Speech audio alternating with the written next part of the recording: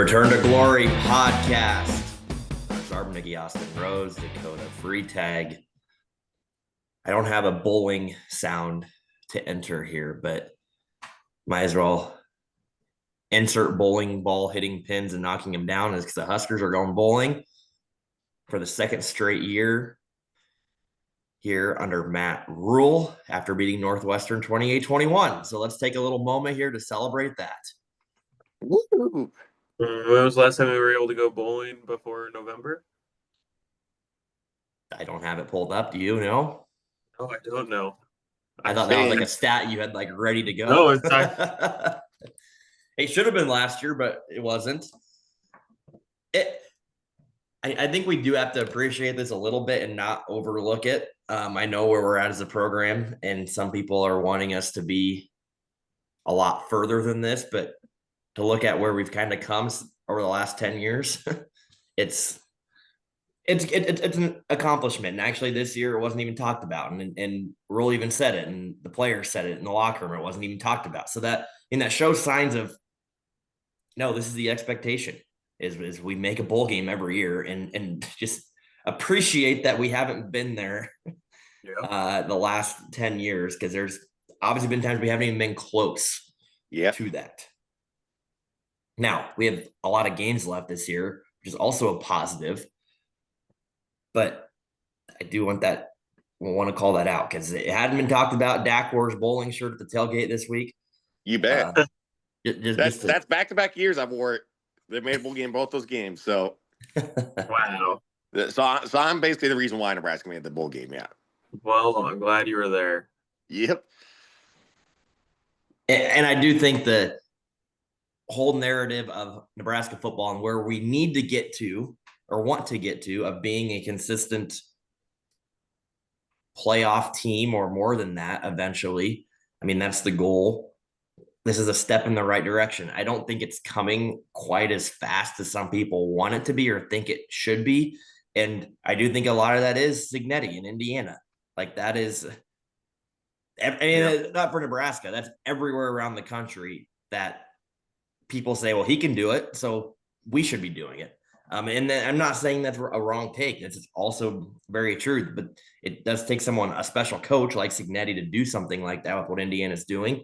But we're still progressing, right? We're still moving there. The year 3 Rule narrative is maybe not like blowing people out of proportion, right? And going, oh my gosh, this is Rule 3, but it's still, so far, we've seen steps in the right direction.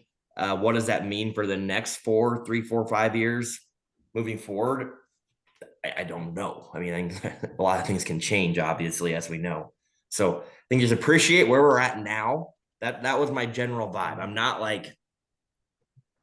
thrilled. I'm not like jumping for joy that we're back and this is the best thing ever. But I'm also not upset because obviously things could have gone way worse on Saturday. Oh yeah. Yep. Here's the bigger part even than them just making a bowl game, or Nebraska's making a bowl game. Finally winning 1-score games. We did. That's probably the biggest thing that Rules changes has been here. I mean, what they won 3 straight 1-score games, which lost like 15 straight. But I don't know the exact numbers behind it, but yeah. And another game-winning drive tied or behind in the fourth quarter from Dana in the offense and Raiola leading the charge, which also I agree it's important to call out and appreciate because we have been on the opposite end of that for way too long. And things have changed. I do not think it's luck. Just like I don't think it was bad luck that we were losing those games. I also don't think it's good luck that we're winning. I think that it's a process change. It's a culture thing that has gone in the right direction. Obviously you want to get to the point where you don't have to be in those games and that you take a team and beat them. So you're not in a 1-score game, which we had the opportunities to do. And that's where some of the frustrations I think have came in this game in some of these other 1-score games. We've had the chance to bury, and we haven't done that yet, but it's a step in the right direction. It is. And we're on the right side of it. But yeah, the roller coaster continues. That was my note. The Yeah. roller coaster just continues. I hope you guys still put money on Northwestern because we lost to the spread again. Yep. I feel like that's been like not just a this year thing. I don't know about you, but it feels like the spread. We got to be the worst team to bet on or get bet against. Yeah, The has best team to Nebraska bet even covered against. the spread once this year yet? I mean, Akron and Okay, yeah, those Yeah. two, I guess. But yeah, other than that, I don't. I do. I mean, the spreads influenced by money, and I mean, it's knowing our fan base and what we do. I mean, our spread is always going to be, I think, inflated a couple of points because Nebraska fans probably put across the country probably put a little more juice and faith into their own team than other teams. I don't know exactly the numbers or stats behind that, but I think that probably is a little bit um, of that reason. And it was a half a point more this week. So Yeah, it was a good game. I guess general overall thoughts. I wonder if you guys feel the same. It didn't feel, I don't know, because it wasn't one of those games where I didn't feel great about us really at any point, but I also didn't feel bad about us at any point. I'm a meh after that game. Like, Yeah, that's kind of where I'm at too. I definitely think it was a holding on that last call that wasn't pass interference. That I it's want like, to. I do want to talk about the refs here. Dak, how do you feel about the game? Because I know how you felt initially after. I'm not sure if you remember how you felt, but how did you? Because I'm with Austin. I'm like a meh. Like that, and I don't know if that's because of the expectations of where things we think should be, but it's a win, and we have to. That's why I started off trying to be positive and appreciate a couple of the good things of where the program is going. But at the same time, there's still so many things to nitpick and talk about. I think just because we're expecting more, which I don't think is a bad thing as a fan base. I don't think it's a bad thing by any means. But Dak, how'd you feel? Okay, I after the game, I was a little bit too jacked up. I was pumped about how they play. I was like, you guys. Now looking back on it, it's kind of like a man for me too. Like it's nothing spectacular, but Come on, hold your ground to the jacked up phase of it. You don't know you were okay, jacked okay, up. Hold your ground to okay. it. Like let me go drink 25.90 lights, and then I'll be jacked up about it. Yeah, I'm not. It wasn't like the best win. What I was saying at tailgate basically was, um, how many years are people aren't even happy just about a win anymore. God, it's it's got to be how you win. yeah, Which, it's how you win, and yeah, I'm a man because I don't it wasn't the greatest win ever, but a win's a win, and that's all that really matters right now. Yeah, Doug. I mean, I think you just copied what Austin and I said. I was hoping you brought the angle of like, no, be excited about a win because I do think there's part of that that's missing, um, from the fan base and I do think fans that can appreciate that are probably in a better like they're enjoying it more, because they aren't critiquing or finding the negative side of things. So I mean, I was hoping you'd stay there, but like you always do, just copy what we say. No, Wait, no, I was really jacked up at the. It's like they won the Super Bowl or like the cultural playoff in the end. I was you like, were pretty fired up. I was pumped. Um, so yeah, I just think it's a outcome or a product of this season, the way it's gone so far of just being a roller coaster and the good and the bad. I also think that it's important to keep in mind that's not just Nebraska, that's college football in general now. And you're seeing just scores. And my brother kind of reminded me of that this week too. It's like good teams play really bad and bad teams can play good and scores can look crazy and from yep. one week to the next, from one quarter to the next, like it's happening a lot. And that's just the nature of football in general, not just in college, but in the NFL too. I mean, I think yesterday the Dolphins, who have just played like absolute dog shit the last 4 or 5 weeks, go out and kill the Falcons in Atlanta. Like it's a product a little bit of the sport when you do have very evenly matched talent or product on the field that you see some high variation in scores. And a lot of that does come then down to culture and motivation and getting up for games. And we obviously didn't do that last week, and that's not acceptable by any means. But it's also not, man, we're just horrible and this program's in a bad spot. Where we lose this game against Northwestern, my mind would have went there. Because then I would have thought the locker room's been lost, and now we've kind of seen a little pattern, which is what has happened to Penn State, right? I mean that you can see is what's happened. That's what happened at Florida. That's what's LSU. happened to LSU. Some programs that obviously have been a lot better than us in the past, but are playing now down to their competition and losing games as well. So it's a college football thing right now, and I think that's a good reminder as we finish out the year against probably at least 3 of our tougher opponents that we've played all year. I mean, yeah, it's good to go bowling. That's all I have to say. It felt good. Now, I do want to call this out, given all the conversation we've had about the future of rural and here at Nebraska. Yeah. You do expect to win, I would say, at least 2 of these games. I mean, you'd want to just show us moving forward. I mean, I would say going 7-5, it's just going to feel, not going to feel like a good step given our schedule.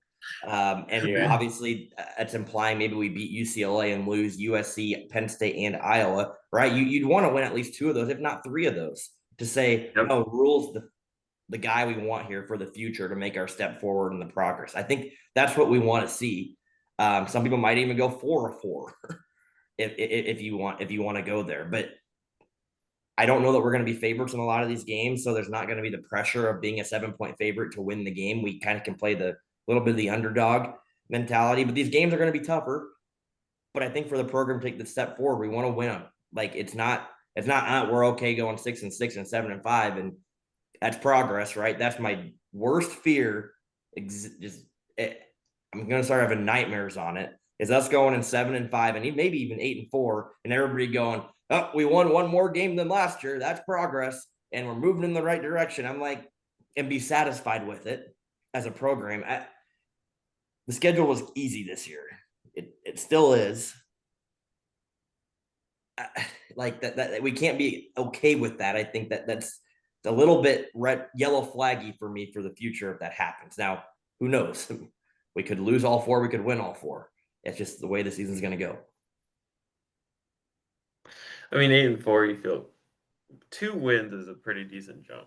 I'm okay. I feel better. I'm not jumping head over heels for saying, man, we need to keep Rule here. And I'm not going that way. Now, go 9-3, 10-2. I get a little more excited about Rule being the future here if that's what's happening. That's all going to be up in the air still too. And the drama heading into Penn State and all, it's going to be interesting. I will add that Brian Kelly getting fired at LSU is also a bit definitely not good for us as far as if we were to go 10-2 or even better. Yep, it's just more jobs opening. Okay, so yeah. And it seems like I'm going to talk about national picture. It seems like coaches, even a couple of years ago, I felt like coaches had short leashes. It feels even shorter now with all this, with all the NIL transfer support and all that. Like you got to turn your program around and keep it steady there for a while. But you guys, I'll be honest. We have no reason to think this, but if the tops fall off and we finish the year losing 4 games in a row, I will definitely be calling for Rule's head. I don't think I'll be the only one.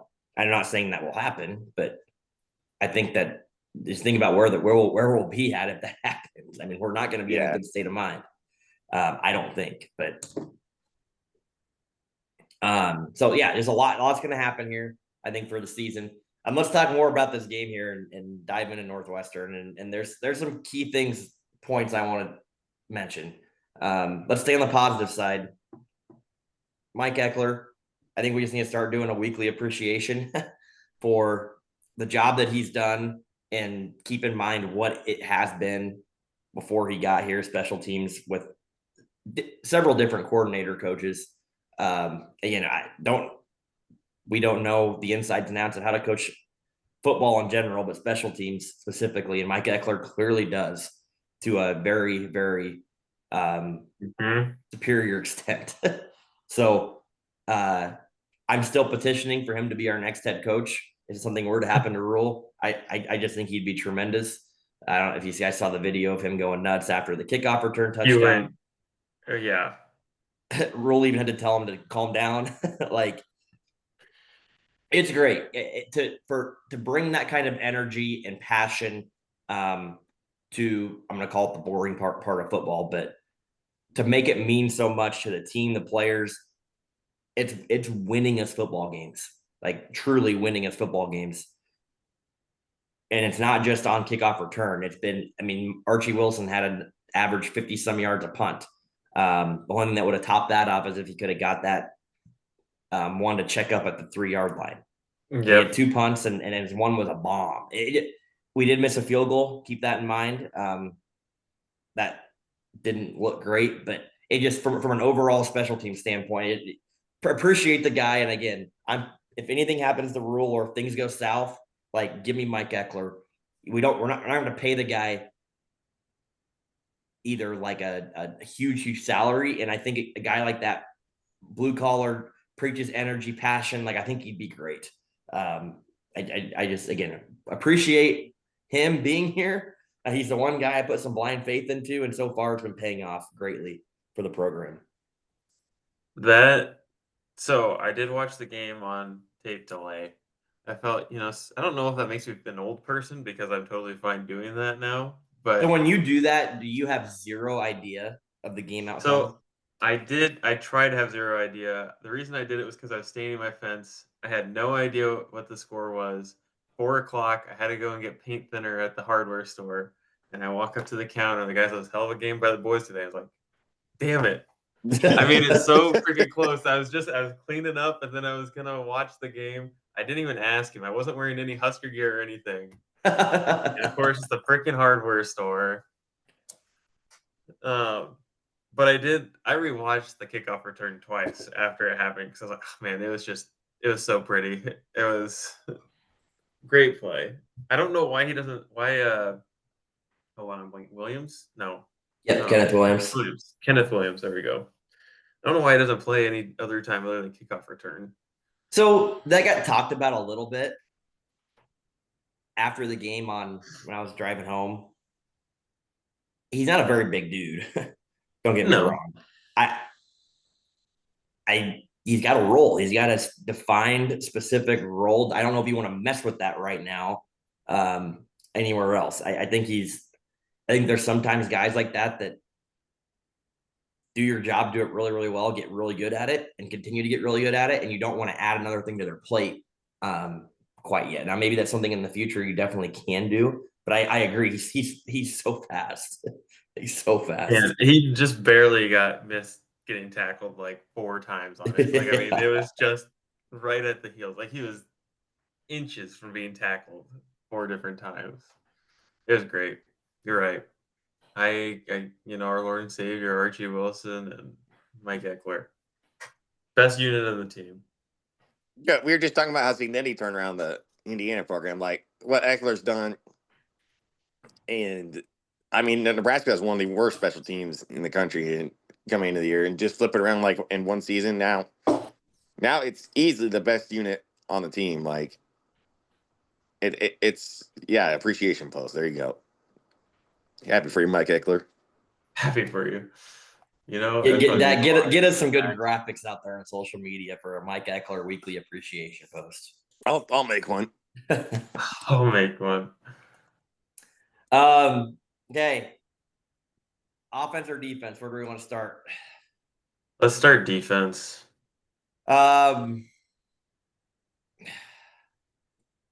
Man, like Yeah. I Again, just Okay. things were better at times. Our tackling still wasn't great by any it's means. better though than last It was week. better, but it was I thought we were a little more aggressive, which helped. I also don't think Preston Stone's a great quarterback. Compared to, I mean, even some of the guys we haven't played great quarterbacks, but he definitely is probably one of the worst. I It's think. I mean, he missed a lot of throws for Yep. sure that could have been open. The running game was stopped most of the time, but then one blown Was it? assignment again on a different type of run where all of a sudden the running back bounces and goes, "Oh my gosh, there's nothing but green grass and no one to be found," and they score a touchdown there in the second half. It's okay. Like you wish it'd be better. It was enough to win the game, so that's progress. We got to stop on their last possession, which was good. Our DBs got beat a couple of times, specifically the last play, and then just tackle the guy. That's okay. Before the ball gets there, we're good. So that's overall how I felt defensively this game. Good enough to get a win, but obviously still a lot of things to work on.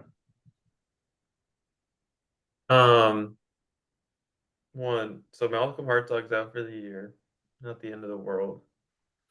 But definitely Thing doesn't is, help. it doesn't help. Is Marquise Buford, is he bad now? Have you Yeah, I guys don't noticed? know. That's been Like, he doesn't even he's not starting. eye opening. Yeah, there's been some guys that just have moved around, I guess, on the defensive side that you're like, oh well, that's Interesting. yep.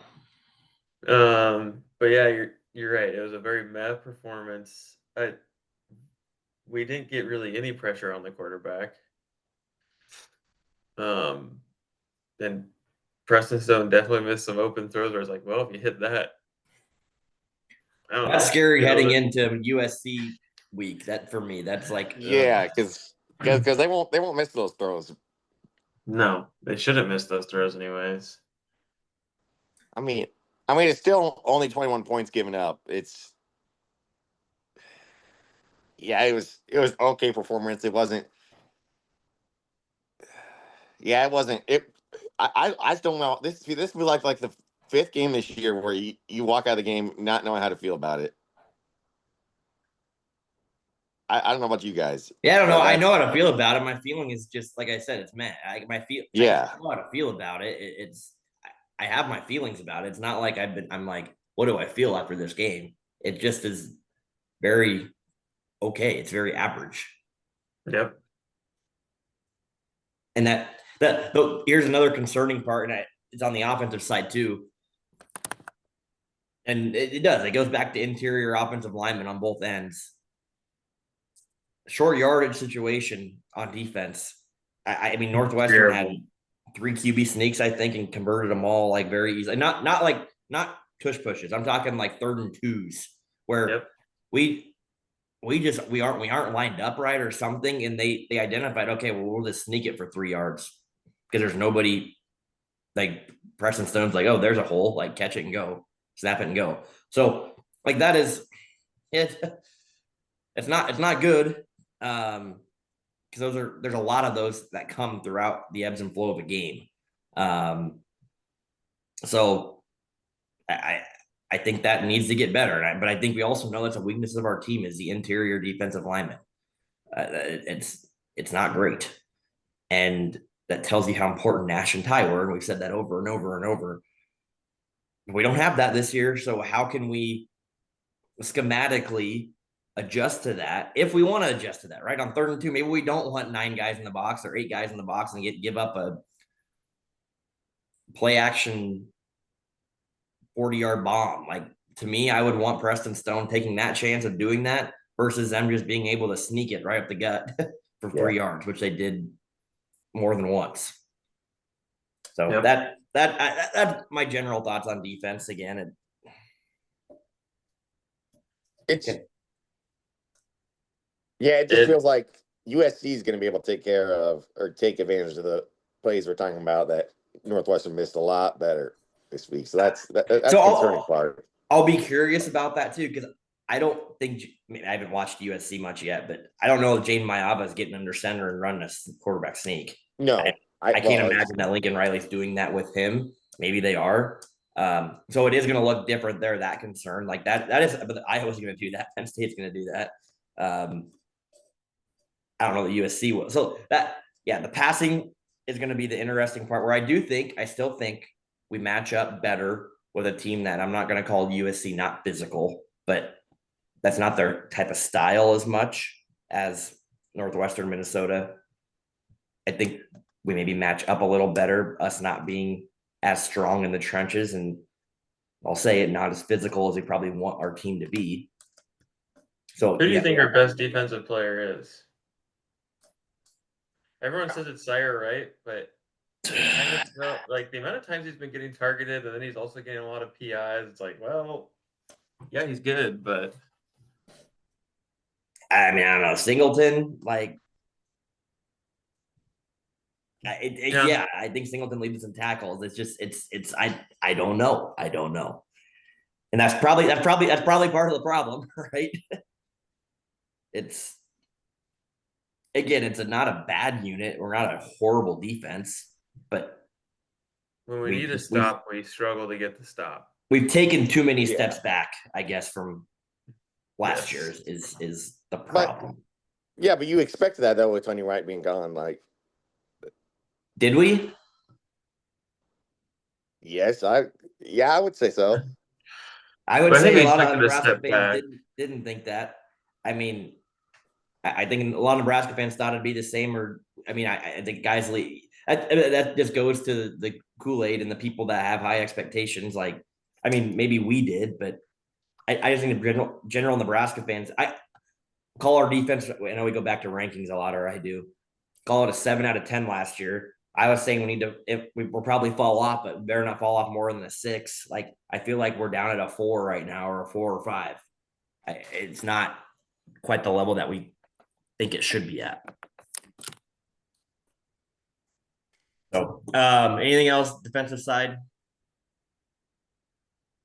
No, not. Be nice to get more pressure. That's all I want. Yep. I don't know how we do that. I think we've said that every week. We did force 2 turnovers.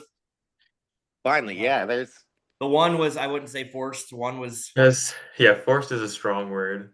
One was, which I would say you can cancel those 2 out. Dylan's pick and Preston Stone's pick almost were identical, where they just neither one of them saw the middle linebacker and they just threw it right to his gut. Yep. So, but the other one was a play made on the ball, line of scrimmage, or deflection, and then a pick. So that was encouraging there. So, it's funny. I do think, to the turnover point, not to go on a rant here, but general people like just look at that number and they go, "Oh, we forced 2 turnovers." Like, you're right, Austin. It's a difference between forcing and giving. Like, sometimes people just give you the ball. It's not a forced turnover. Like, take that for a grain of salt. And I think it was even Rule said about Dana when Dana came in. One of the stats that he looks at is not the turnover differential, but it's points off turnovers, which, thinking from a coach's perspective, it's very smart. Because it's great to get a turnover, or it's bad to turn the ball over. But if you actually score off of it and capitalize off it is what you need. If you just get the ball right back to them after a turnover, it means nothing. Or vice versa. If you turn it over, but then your defense holds them, you can kind of, you stopped them. You gave another possession, but you didn't let them take advantage of it. So I did like that thought there. Okay, offense. Now I'm just going to briefly mention the short yardage discussion and the concerns, since we did that on defense. Continues to be an issue when we get in on 3rd and short, 4th and short. Like, I don't think we exactly know what we're doing yet. We don't know what works. We've tried the tush push with the Heine push, and gosh, I still don't know if we got that first down, but we got it. They gave it to us. Dylan's Yeah. 4th and 1 that the play call was for him to roll out. The edge didn't get set, had to improvise. The fumble was whatever, 4th down. Like, honestly, the fumble is probably for the better. I mean, if you're not going to get it, it's like, well, yeah, it at least subtracted a couple of yards. we don't, and that goes to a lack of, I think, trust in physically running it up the gut and having a player that can do that. Emmett's get to Emmett here in a second. He's not really a great go get me a yard back because it's not how he's built. We have not tried, or we must not think that Quentin Ives is that guy. It kind of maybe is what we thought going into the year. I don't know, it's a concern because of how many times it happens in the game and we just still aren't good at it. And it comes from a lack of an offensive line a little bit, but I don't know the answer to that. And just calling that out as oh boy, what are we going to do moving forward? That's where I'm thinking Williams. Maybe I don't know. He's not a. Yep. It depends what you want, right? Ideally, I think and for me in football, you want to be able to line up 11v11 and go get a yard, like running the ball. It's because I do feel like when we run the ball, we get decent gaps on the line. I actually do think our run blocking's pretty good, but when they know we're gonna run it, correct on downs where it's very obvious. That's like you're trying to run the ball. So because we can't do that on very obvious short downs, we do have tried to get creative on doing it, and we haven't figured out what that creative way is yet. A part of that too is not having a running quarterback in. You add that's another element in short down yardage that you have to defend, which Dylan's not. And I voiced my concern last week about that. That's another thing that you don't have that option to do. I don't know. I don't know what the answer is. Fullback. I don't know who plays fullback. Throw a fullback in there and have the ability to run a trap or a fullback dive. Like, add that element. I don't know what the other option is. One other option is that it's concerning. That was the thing I was going to say. Is fullback dive is that's one of my favorite calls there. 4th and 1. Now, like you said, I don't even know if there's a fullback on the roster. Like, who would it be? I don't. I mean, you have to convert someone. Bonner was the fullback, but he's out for the year. You had to convert somebody into that position. Maybe a tight end type of Harbert. I mean, that's kind of what he has been doing. Yeah. I don't know. So nothing. I'm gonna go on a little rant here about that. Nothing pisses me off more in football than when it's 4th and 1 and your team comes out in the shotgun. That is my least favorite play in all of football. It makes no sense to me. That's not the only way that I could maybe justify it, as if it's Harburg, to where we do some like wildcat type power, Tim Tebow, whatever you want to call it, stuff, which that maybe is an option. I don't know, but I still don't like being in the shotgun out of it. Like, it's not ideal. No, you just have to get a yard. I always say QB sneak it or fullback dive it. Like, that's my favorite option. But that's what the problem is. Can we do that? That's and I mean, we've obviously tried it. Are we just willing to say, let's do that on 4th and 1 every time? And if we don't get it, we go, oh, well, at least we tried it. Like, I think that's where the coaches are a little bit struggling right now, is we have kind of tried that a couple of times and have gotten stopped. So now where do we go to next? Emmett Johnson, as we were talking about running backs, the guy's pretty incredible, guys. We said that last few weeks. Yeah. And we got to just keep giving him the ball as much as we can. And I mean, you literally use every ounce of him that we can while he's healthy. He's going to run out of gas potentially at points in games, points in the season. I just think you got to keep pushing that limit. I know some people are calling for, practice this week, obviously, to rest. And I think that's okay. To a certain extent. I don't think you want to start a standard of, all right, well, Emmett's done it all for us. He's just going to sit and watch this whole week. Like, I don't think we want to do that. But I also think that in games, he had 27 carries today or this week. You just got to keep giving him the ball. He he's literally getting the workload. He's a workhorse back. He showed that he's able to do it. What I'm really impressed with is his, which we know he's good at, his agility, but his ability to explode. And like some guys, when they make cuts or make moves, like it takes them another half a second to get going again. Like Emmett's very good at changing direction and accelerating right away and getting an extra couple yards. I mean, definitely game ball goes to him this week, I think. No question. Yeah. Again. And he's had obviously a couple of games like that now where we just have to keep relying on him to get our offense going. He's really freaking good. Best player on the team? Yes. Yes. Yeah. Yeah, especially when he can do in the passing game too. Like that, he doesn't get used a ton, but even the passing game, he gets when he does get used, it seems like it's always a positive play. Yeah, him and Isaiah Hunter's definitely kind of starting to separate himself as the best receiving target. Yeah. Yeah, I think which is what you just said. I think the top two in offense are pretty set in stone by now. Which I don't know about you guys. It's kind of surprising how much Barney does not get used as much as I thought going into the year. Like, I mean, they give him those tiny short little passes and it just gets blown up every time. yeah, it doesn't. He's gotten his shit rocked every He goes game down this so year. easy too still. Yeah. Dak. I guess my go go for it, Dak. Nope. Go ahead. I was gonna say, I guess overall offensive thoughts. I don't really feel like we did anything that differently than last week. We obviously didn't get all the sacks as we did last week, but I don't know as far as a game plan. I didn't feel like we did anything play calling wise that I was like, oh wow, that's a new fold. Oh, that's different. So some of the other recap podcasts media are making a big deal about the number of rushing to passing play calls. And Yeah.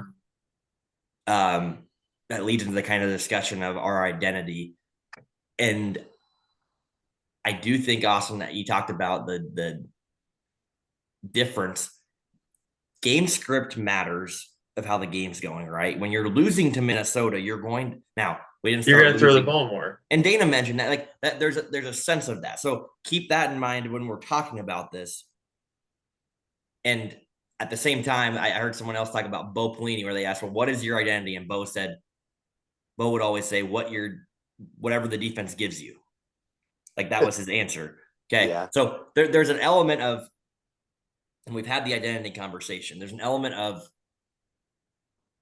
we're literally tailoring everything that we believe in to the other team's scheme. Everything to the T going in. We're putting in new stuff, brand new stuff every week because that's what we're doing. There's the flip side of that where we don't care at all about the other team, and we're not even going to watch film, and we don't care what they're going to do. And all we're going to do is do what we know how, because this is what we believe in. This is our identity. Nebraska back in the day leaned a lot more towards that because they were able to. And obviously, the better team you have, the more you can do that. The worst team you have goes the other way, where you can't just roll out. If you're a really bad basketball team, you can't just roll out and say, we're going to come out and full court press and get a bunch of steals. If you don't have the players to do that, you're not going to do that. If you're 1-20, like you're not going to do that. You're not able to. But if you're better than them, you can. So there's a fine line in there of deciding no, we're going to do this because this is what we believe in, versus no, we're tailoring all of this to the other team. And so I guess, Dak, I'll start with you. I know you have to go here in a couple of minutes. What would you say Nebraska's identity is on offense? Run first team by quite a bit, because I think the O-line has a lot to that too. That do they Are want to be we? a pass? Why do you say that? See, I don't 2 weeks ago, what would you have said? pass first team probably. Yeah, I mean, are you think Right. we're a run first team? Right now at the moment, yes. I mean, coming off a game where Emma Johnson's had 28 runs for I don't even know how many yards, 100 and something. I mean, he plays. I just think the offensive line, Nebraska cannot be a pass first team just because it's that bad for pass blocking. I don't think it's possible to be pass first team. I would say we were against Cincinnati. That's our best win of the year. Yeah. Yeah, but they only put up 17 points in that game, so it wasn't like anything spectacular. That's what we were against Akron. Scored 69 points. Uh-huh. Well, we could have Still done watching anything it. against Akron. And Thank you, Austin. Dak, I'm trying to help you argue with me. You're not. You're not I giving know. me anything to go off of. I know. Now, I'm saying at the moment right now, they are run first team coming in the season. They want to be a pass first team.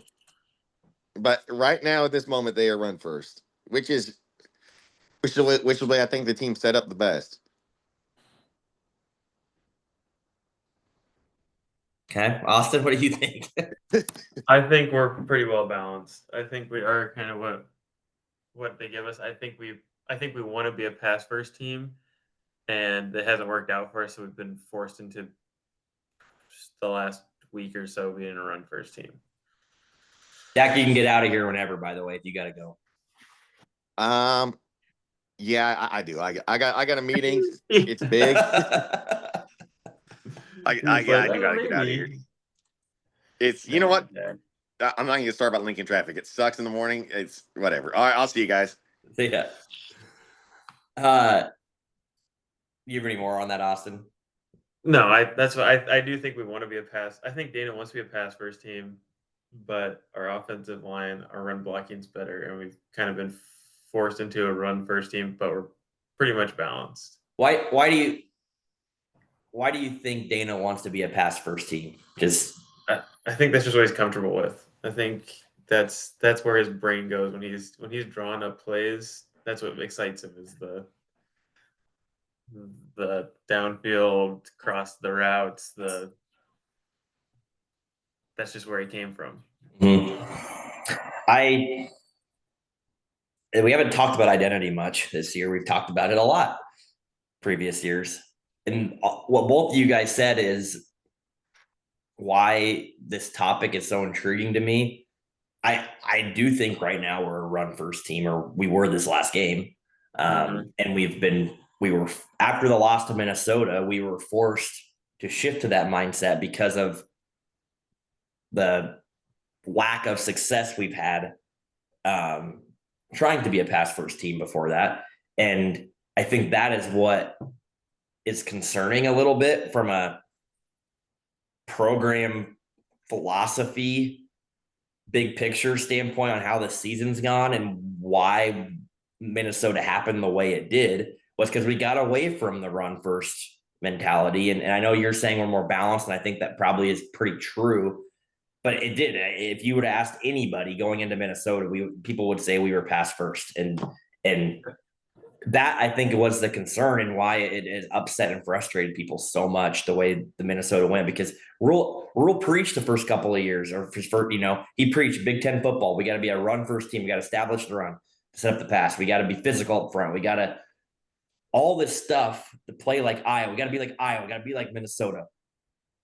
And then this year, for whatever reason, we've started to go away from that. And you said it. I think Dana's a big reason of it, because I agree. Dana's comfortable and enjoys the passing side of football more than the what he would probably call boring physical football.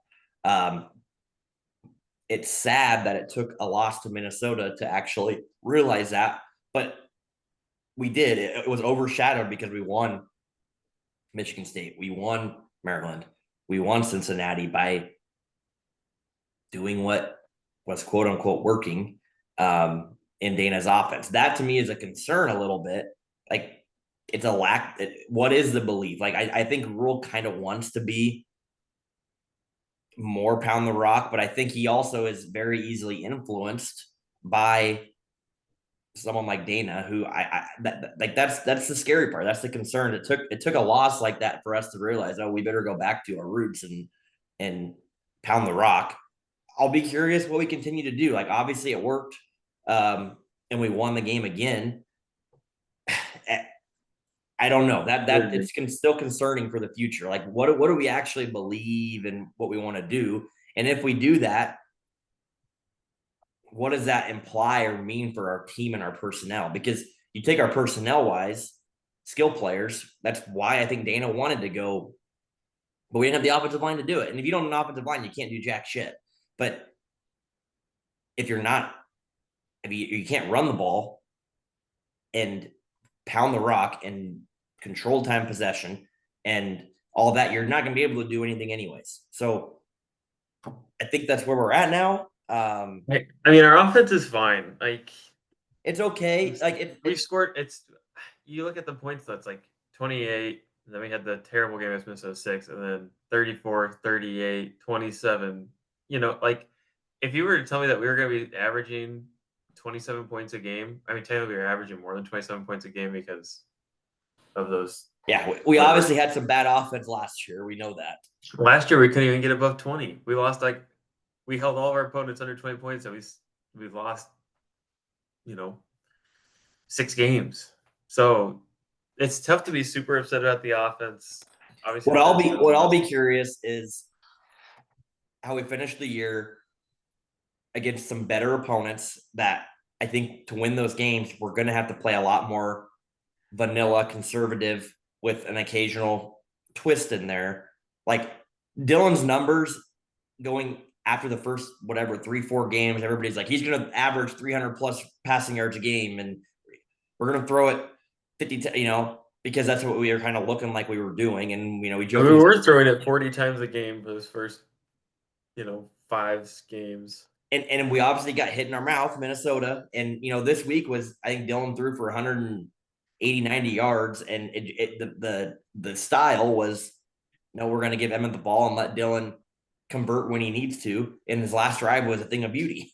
That to me needs to be our style going into these games. But I'm not convinced that we're going to do that necessarily, because now we won. So I hope it doesn't take another loss for us to go, we just have to establish the rock and run game. And like, hopefully this is enough sign to go, nope, keep giving Emmett the ball. And hopefully if Emmett gets hurt, that was really bad. Not hopefully if Emmett gets hurt, but if Emmett does get hurt, I hope we don't go away from, well, now we don't have Emmett, so now we got to go back to just slinging it 50 times a game.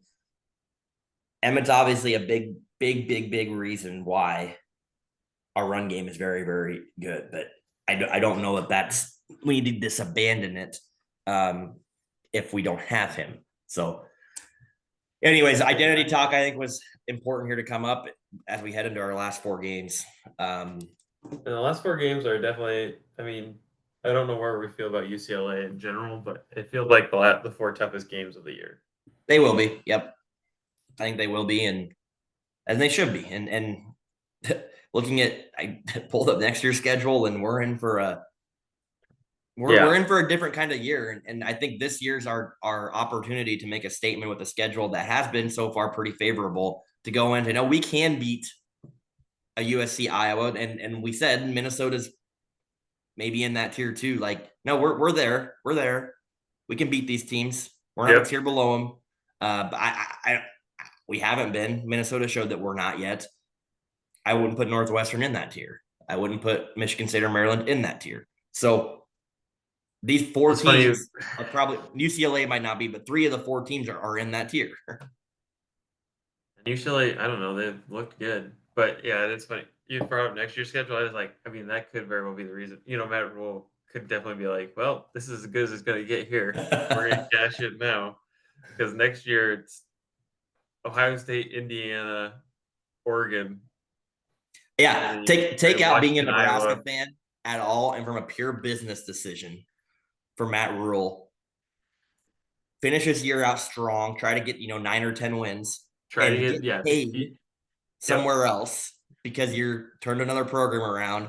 I mean, if you're a business guy, they can take out You take everything your good else. players that you already have. You take those guys with you. Yeah. You get paid.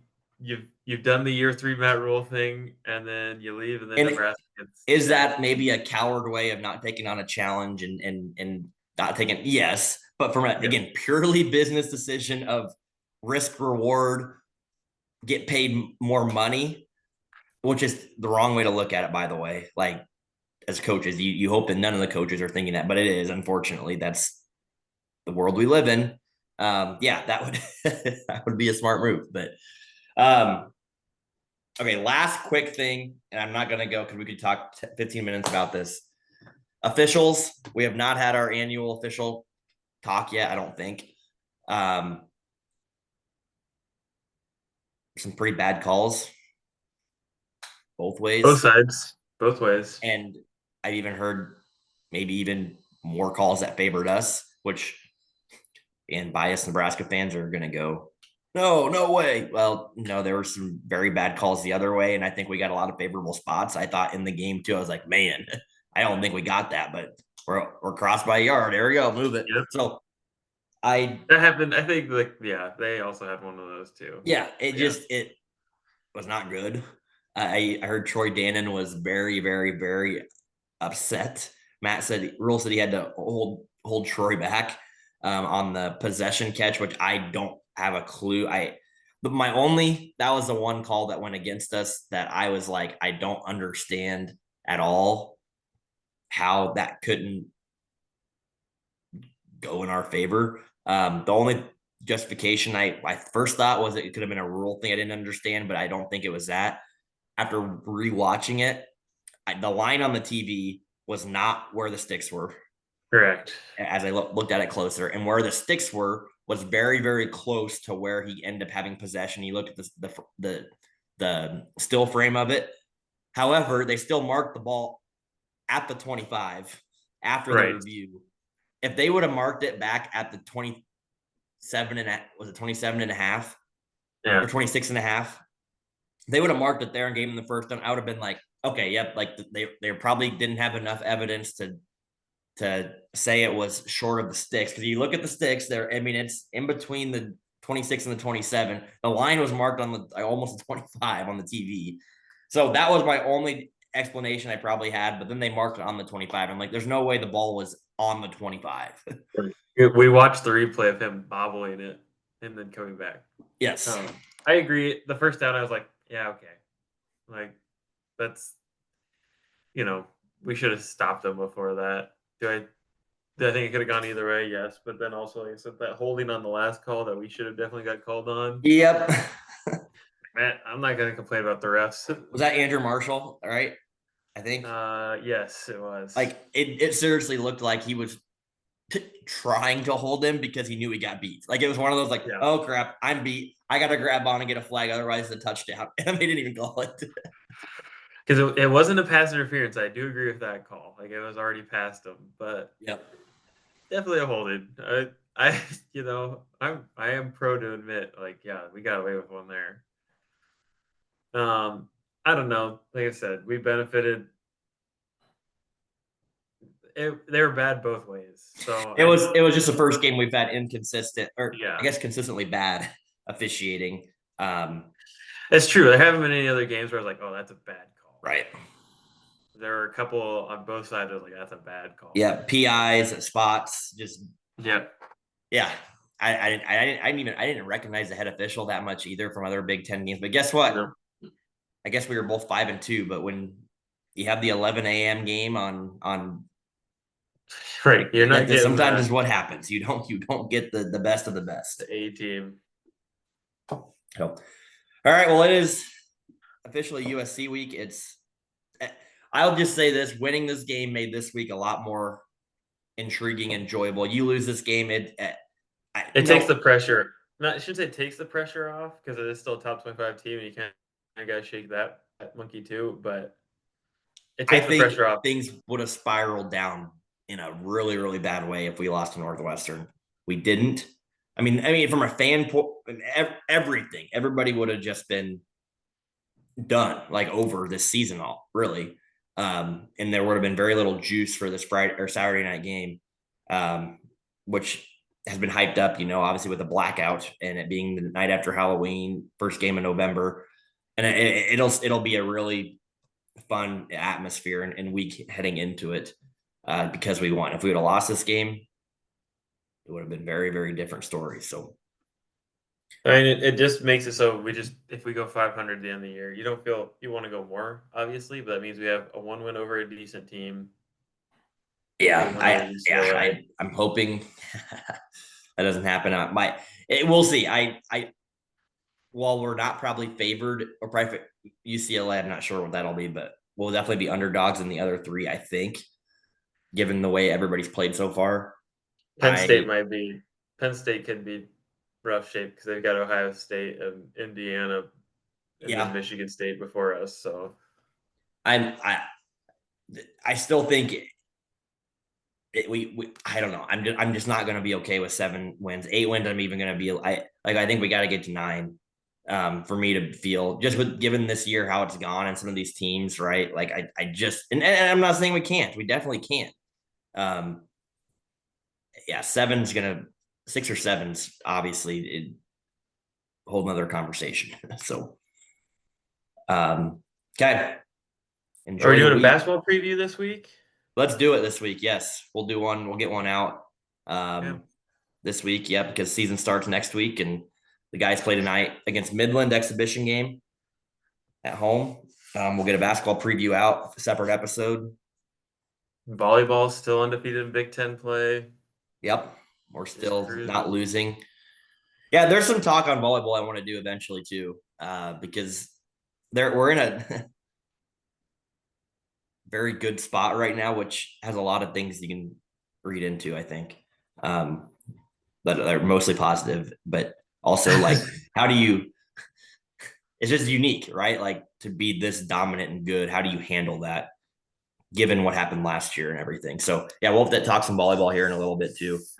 I want to get your take on the season ticket holder seat reassigning or whether they Yep. I'd like to hear your perspective. A little cliffhanger there, so that's good. Yeah. All right, enjoy your week. Go Big Red. GBR.